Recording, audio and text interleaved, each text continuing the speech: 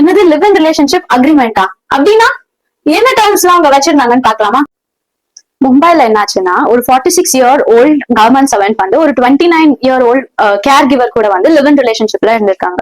இதுல வியர்டான விஷயம் என்னன்னு பார்த்தோம்னா, இவங்க வந்து ஒரு லிவ் இன் ரிலேஷன்ஷிப் அக்ரிமெண்ட் வந்து கிரியேட் பண்ணி வச்சிருக்காங்க. இது எப்போ பேசும் பொருள் ஆச்சுன்னு பார்த்தோம்னா, இவங்க வந்துட்டு என்ன பண்ணிருக்காங்க, இந்த விமன் வந்து ஒரு ரேப் கேஸ் வந்து ஃபைல் பண்ணிருக்காங்க அந்த மேன் மேல. ஸ்டேட்டிங் தட் இவங்க வந்து லிவ் இன் ரிலேஷன்ஷிப்ல இருக்கும்போது இவங்க வந்து இவங்களோட கன்சென்ட் இல்லாம அவர் வந்து நிறைய வாட்டி ரேப் பண்ணிட்டாரு அப்படின்னு சொல்லிட்டு. ஆனா உண்மையா நடந்தது என்னன்னு பாக்கலாமா?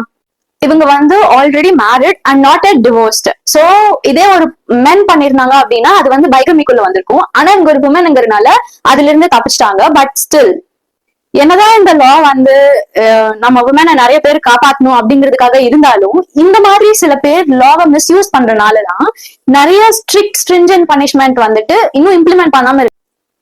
இந்த கேஸ் என்னன்னா, இவங்க வந்துட்டு லிவ் இன் ரிலேஷன்ஷிப்ல இருந்திருக்காங்க, அந்த மேன் வீட்ல வந்து இவங்க வந்து இருந்திருக்காங்க.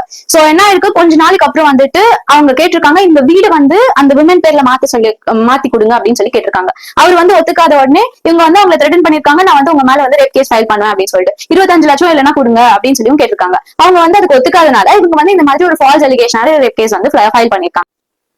இந்த 46-year-old guy வந்துட்டு ஆன்டிசிபேட்டரி பெயில் வந்து அப்ளை பண்ணிருக்காரு. சோ அப்பதான் இந்த பிரச்சனை எல்லாம் வெளியே வருது.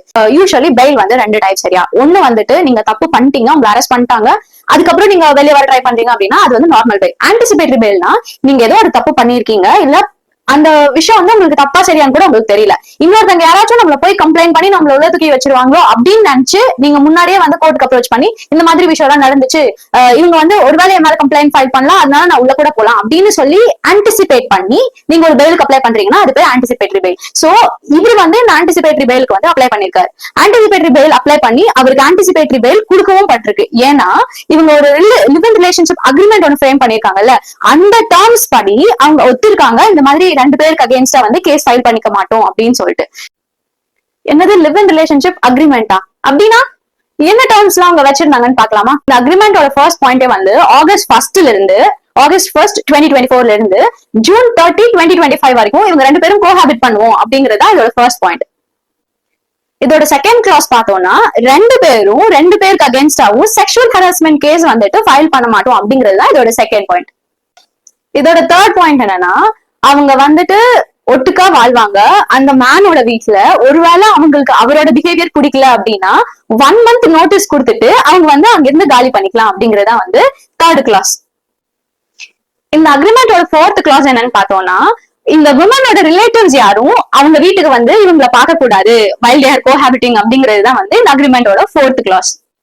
இந்த அக்ரிமெண்டோட 5th கிளாஸ் பார்த்தோம்னா, எந்த ஹராஸ்மெண்டோ இல்ல சைக்காலஜிக்கல் டிஸ்ட்ரெஸோ இந்த விமன் வந்து அந்த மேன் மேல காஸ் பண்ணக்கூடாது அப்படிங்கிறது தான் இந்த அக்ரிமெண்டோட 5th கிளாஸ்.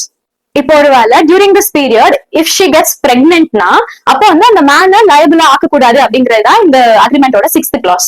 7th கிளாஸ் பார்த்தோம்னா, ஒருவேளை இந்த விமன் ஏதாச்சும் ஹராஸ்மெண்ட் காஸ் பண்ணி அது வந்து அந்த மேனுக்கு பயங்கர மென்டல் டிஸ்ட்ரெஸ் ஆகி அதனால ஏதாச்சும் பிரச்சனை வந்துச்சுன்னா இந்த விமன் தான் ரெஸ்பான்சிபிள் அப்படிங்கிறது தான் இந்த அக்ரிமெண்டோட 7th கிளாஸ். இந்த அக்ரிமெண்டோட கிளாஸஸ் எல்லாம் லேமாவும் ஒன் சைடாவும் இருந்தாலும் இந்த விமன் வந்து ரொம்ப தெளிவா யோசிச்சு டாக்டிக்கா மூவ் பண்ணிருக்காங்க. இந்த விமன் சைட்ல ஆர்கியூ பண்ணவங்க வந்து என்ன கிளைம் பண்ணிருக்காங்கன்னா, இந்த அக்ரிமெண்ட்ல சைன் பண்ணதே வந்து அவங்க சைன் பண்ணல, அவரே வந்து போட்டுக்கிட்டாரு அப்படின்னு சொல்லி கிளைம் பண்ணிருக்காங்க. However, comparing all the signatures of her and of her present signature and her earlier signatures எல்லாம் கோர்ட் வந்து என்ன முடிவு பண்ணிருக்காங்க அப்படின்னா, என்னதான் இது ஒரு ரேப் கேஸா ஃபைல் பண்ணிருந்தாலும் let's give this man an anticipatory bail and let's go through this further அப்படின்னு சொல்லி டிசைட் பண்ணிருக்காங்க. இது போக கோர்ட் என்ன டிசைட் பண்ணிருக்குன்னா, இப்போதைக்கு authenticity of this live in agreement வந்து செக் பண்ணுங்க, அதுக்கப்புறமா ஃபர்தர் ப்ரொசீட் பண்ணுவோம் அப்படின்னு சொல்லி டிசைட் பண்ணிருக்காங்க. உங்களுக்கு இந்த வீடியோ பிடிச்சிருக்கு அண்ட் இன்ஃபர்மேட்டிவா இருக்குன்னு நீங்க நினைச்சீங்கன்னா மறக்காம சப்ஸ்கிரைப் பண்ணுங்க. தேங்க்யூ.